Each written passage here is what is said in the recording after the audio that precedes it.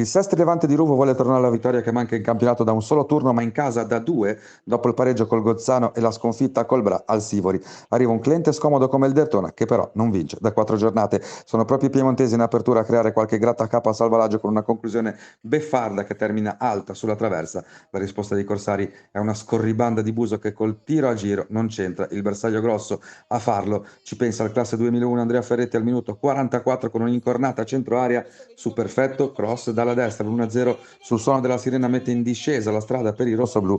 Nel secondo tempo è innocuo il colpo di testa di Croce raccolto senza problemi da Rosti. La conclusione di Selvatico da distanza siderale non va lontanissima dal bersaglio pieno. La gara è però viva e c'è lavoro anche per Salvalaggio che alla mezz'ora tiene a galla la nave con due parate decisive, la prima su conclusione da dentro l'aria, la seconda con un volo su colpo di testa d'azione da corner. Dertona che ha avuto le occasioni, Sestri che la chiude al minuto 77 quando Buso gira splendidamente un traversone di cavalli dalla destra, firmando il definitivo 2-0, risultato non compromesso nemmeno dall'inferiorità numerica degli ultimi minuti. Sestri che torna ai 3 punti, domenica trasferta a Chieri.